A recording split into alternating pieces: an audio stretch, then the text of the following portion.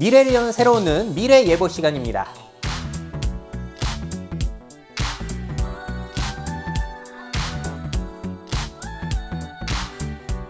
네, 이번 시간 좀 특별하게요. 퀴즈로 풀어보는 2019 대한민국 인구를 준비해봤어요. 통계 자료를 퀴즈로 풀어보면서 미래를 예측해보는 그런 시간 가질 거고요. 나는 대한민국 인구 상황을 얼마나 잘 알고 있는지 확인해보는 그런 시간 가져보도록 하죠. 자, 이번 자료는 2019년 인구 동향조사 출생 사망 통계 잠정 결과를 가지고 준비를 해봤고요. 이 자료가 잠정이지만 꽤 신빙성이 높아요. 그리고 제대로 된 완성된 자료는 2020년 8월 이후에 나온다고 합니다.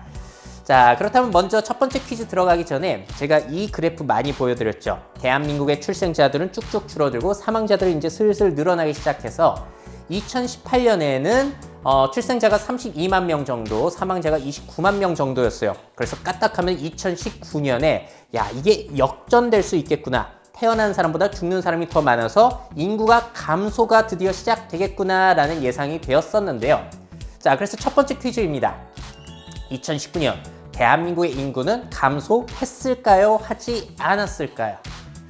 자, 이번 자료를 보시게 되면은 쫙 줄어들고 있는데 이게 역전이 됐냐 안 됐냐? 되지 않았습니다. 결과적으로는 2019년에도 대한민국 인구는 8,000명가량이 증가했다고 하네요.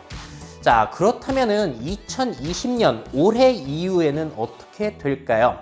완벽하게 예측할 수는 없겠지만 지금 이미 통계청에서 배포하고 있는 자료를 보시게 되면은 작년 11월, 12월, 올해 1월까지 사망자들이 더 많았다고 합니다.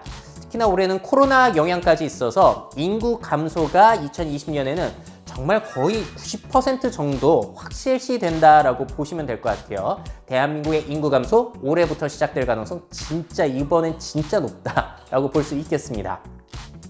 자, 그리고 다음 퀴즈 들어가기 전에도 보여드렸는데요. 세계에서 여성 한 명이 아이를 가장 많이 낳는 나라는 니제르로 거의 여성 한 명이 평생 동안 7명 정도를 낳는다고 하죠.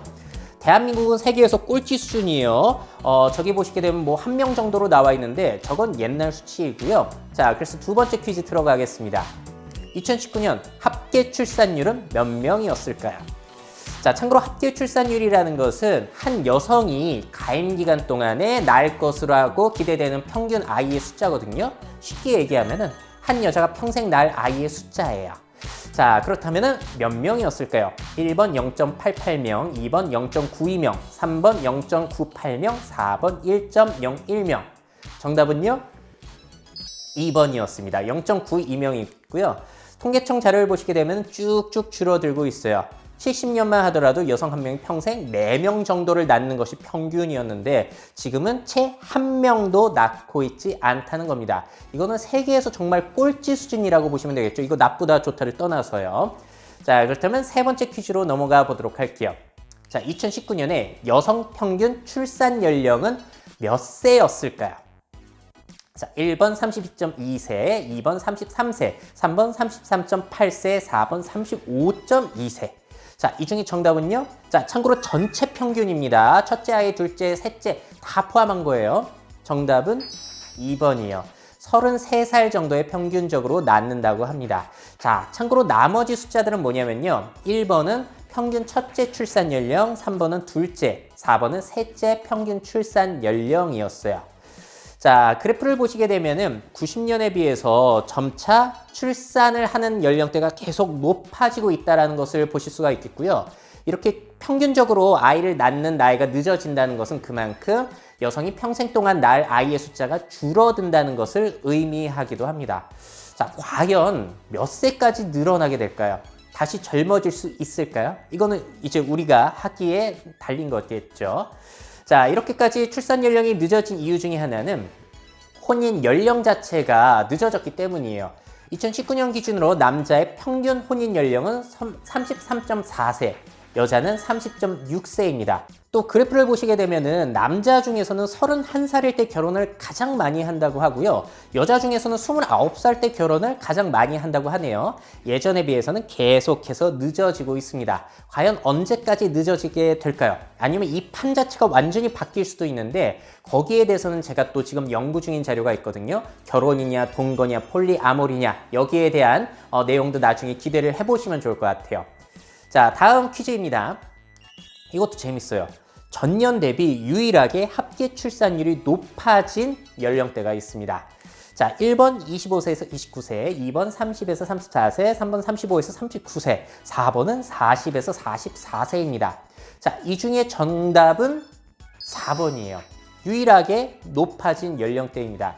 자, 2018년 대비 얼마나 늘었냐라고 했을 때 40대만 유일하게 증감률이 플러스로 되어 있다는 것을 알 수가 있어요.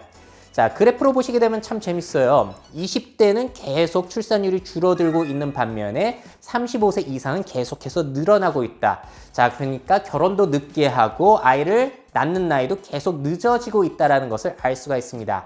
자, 이걸 보면서 드는 생각은 야, 이 산업이 앞으로 굉장히 관심을 더 받겠구나.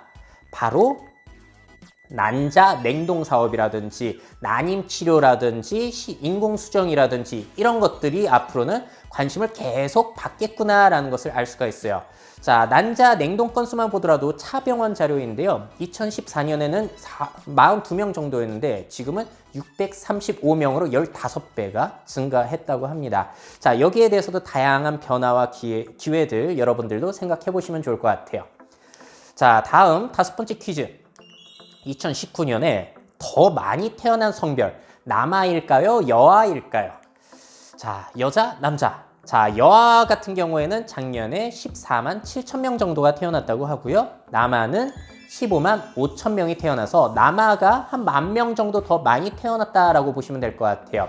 자, 이거는 큰 차이가 있는 건 아니죠. 자, 또 그래프를 보시면 재미난 것이 전체적으로 봤을 때 남녀의 차이가 그렇게 크진 않은데 셋째 아이 이상을 보세요. 놀랍죠? 자, 99년만 하더라도 여아 100명당 남아가 몇 명이었냐면 142명이었어요. 엄청나게 많이 나왔습니다. 셋째 아이를 남자아이로. 자, 근데 그 수치가 뚝뚝 떨어져서 지금은 의미 없는 수치가 됐어요. 그러니까 남아 선홍 사상 같은 것들이 지금 거의 사라졌다라고 보시면 되겠죠. 예전에는 셋째까지 낳는다는 것은 남자, 그러니까 아들 낳겠다고 낳았던 건데 지금은 그런 현상이 사라졌다는 거예요. 자, 남녀 평등 세상이 앞으로도 계속 진행이 되겠구나라는 것을 알 수가 있습니다. 자, 다음 6번째 퀴즈예요. 2019년에 합계 출산율이 가장 높은 지역은 어디였을까요? 자, 참고로 이거 오해하시면 안 되는데 그 지역에서는 태어난 아이의 숫자가 진짜 많더라 이 이야기가 아니라 그 지역은 이상하게 여성들이 다른 지역에 비해서 아이를 많이 낳던데 이게 맞는 생각이라고 보시면 되겠습니다. 자, 그렇다면 어느 지역이 가장 높았을까요? 1번 서울, 2번 부산, 3번 제주, 4번 세종. 정답은요? 세종이었습니다. 자, 그렇다면 반대로 가보죠. 7번째 퀴즈. 합계 출산율이 가장 낮은 지역은 어디였을까요? 자, 동일하게 보여드릴게요. 서울, 부산, 제주, 세종. 정답은 서울이었습니다. 자, 그래프로 보시게 되면은 세종시와 같은 경우에는 여성 1명의 합계 출산율이 1.47명, 서울은 0.72명. 서울이 거의 절반가량이라고 보시면 되겠네요.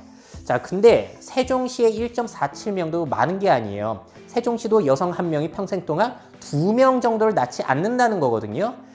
참고로 인구가 지금 정도로 유지되려면 여성 1명이 2.1명 정도를 낳아야지 인구가 유지되는데 결국에는 세종도 유지는 하기 힘들다라는 것을 알 수가 있습니다. 자, 그렇다면 이 그래프를 보시고 자, 앞으로 유아나 청소년 사업을 하려면 세종시로 가야 할까라고 생각을 하시는 분도 있으실 것 같아서 준비해봤어요. 자, 합계 출산율은 그렇지만 서울에서 태어나는 아이들의 숫자는 5만 3천 명인 반면에 세종시와 같은 경우는 거의 4천 명 정도밖에 되지 않아요. 서울시가 10배 이상 많습니다. 그러니까 합계 출산율이랑 얼마나 많은 아이가 태어나는지는 다른 거예요. 서울 같은 경우는 인구 자체가 많으니까 그 숫자가 다를 수밖에 없는 것이죠. 자, 다음에 8번째 퀴즈로 들어가 보도록 할게요. 이번엔 사망자에 대한 통계예요. 2019년에 사망자 수는 전년 대비 증가했을까요? 감소했을까요? 자, 통계청 자료를 보시게 되면은 이게 조금씩 높아지고 있죠, 사망자가. 근데 작년 같은 경우에는 늘었냐 줄었냐? 정답은 줄었습니다. 3,700명이 오히려 줄어들었다고 해요. 덜 죽었다는 거예요, 작년보다. 자, 그래서 이거는 2013년 이후 사망자 수가 첫 번째로 감소한 것이라고 합니다.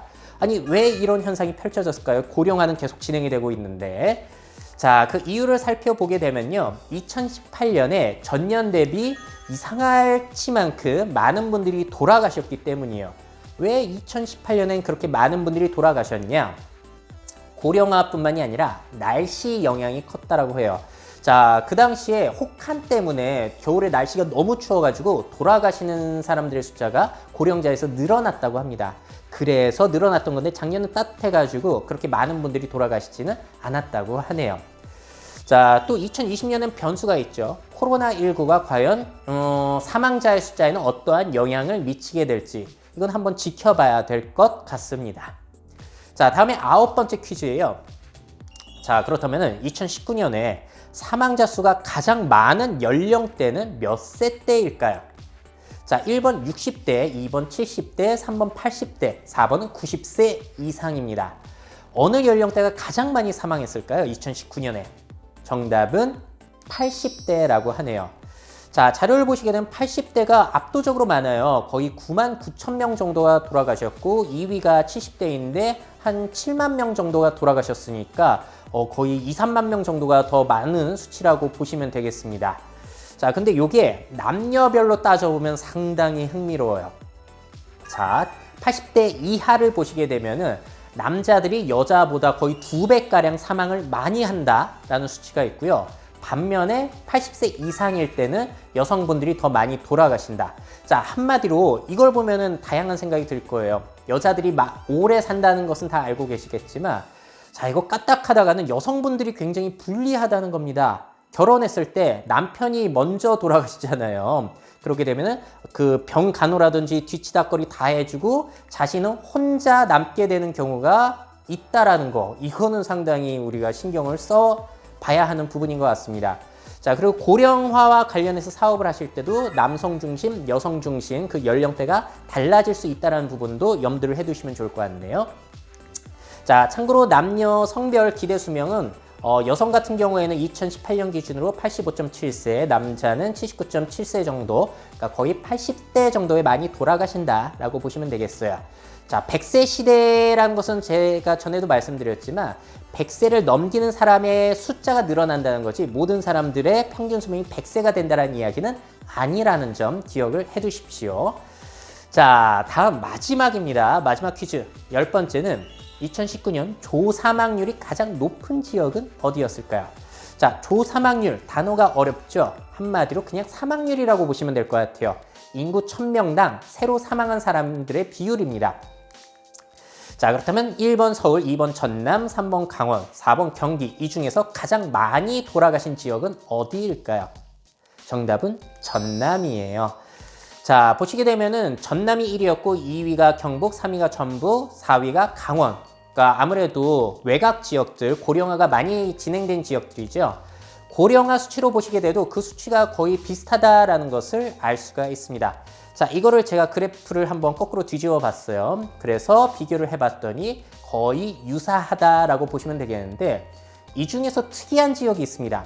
서울 같은 경우에는 고령화 수치는 높은 반면에 돌아가시는 사람들의 숫자는 적은 편이에요.